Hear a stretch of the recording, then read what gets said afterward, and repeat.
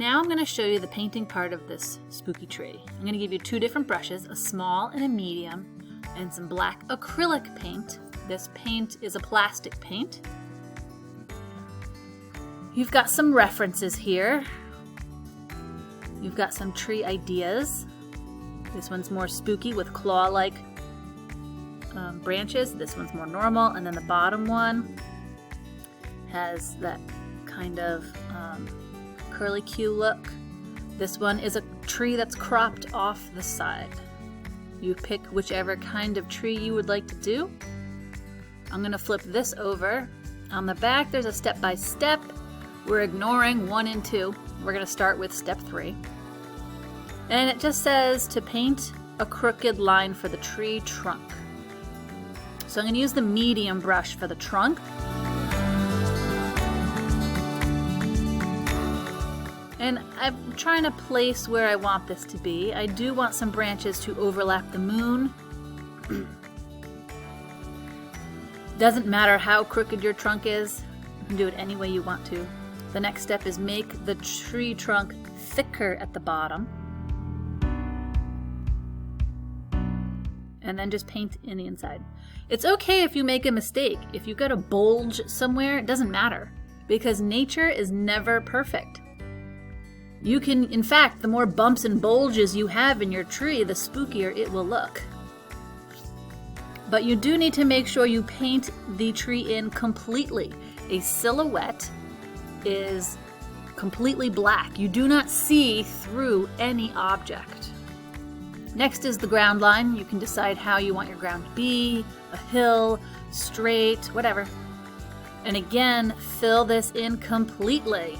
You should not see any paper through any of your objects. That's why we're using the bigger brush. It'll paint faster. Now I'm going to go to the big branches, but I'm going to get the smaller brush now. And for this, you want to be holding your brush straight up and down. It might feel a little awkward to you, but straight up and down. You can even hold your wrist like this to give more support. And all branches go up. They all wind up going up. They're reaching for the sunlight. So I'm just starting with the big branches. The tip of the tree should also be turned into a branch. Eventually that does turn into a branch. And you can put your branches wherever you want. You can overlap. If you look at a real tree, there's a lot of overlapping. This one's going to be cropped off the paper. You can even bend them any way you want. It does not matter. Every tree is completely different. But do you see how you can see the paper through that branch? Make sure you go back, holding that brush on the tippity tip. I always say, pretend your brush is a ballerina. Get her up on her tippy toes. You're only using the tip.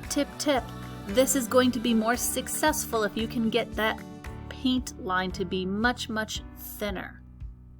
You don't want super thick branches. Now you can start making the letter Y for the little branches. And a letter Y. But if you want to make it more fancy like this one, you're going to start to make your square at the end. Try to get them to go skinnier as it goes closer to the end of the branch. Branches should also be thicker toward the tree trunk, which I forgot to show you in this video. So I'm actually going to now start to do every branch with that square look to it. It looks more like an illustration. It does not look realistic. You can do your tree however you want. There is no right way, no wrong way. As long as you make your branches look skinny and reaching up toward the sun and a little bit of some overlapping, this will be a successful tree. And you've got to make sure that you have no paper showing through your tree anywhere.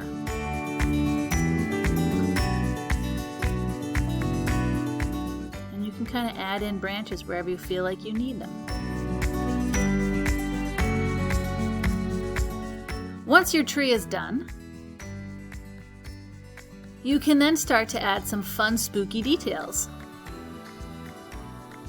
Here are some ideas.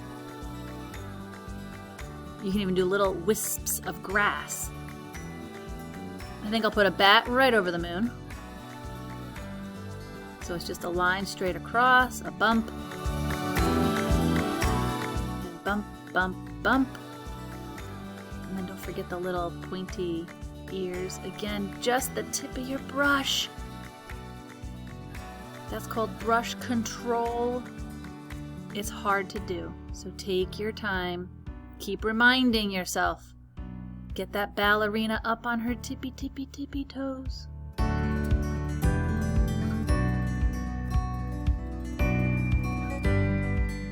Everything should be completely black. The silhouette is completely black.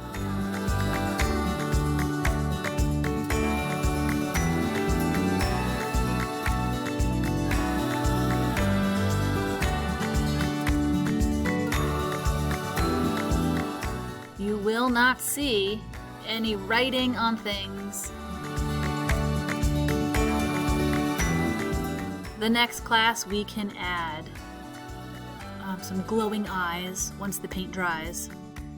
But that's it. That's the only detail you will see, is anything that's glowing. I hope you have fun painting your spooky tree.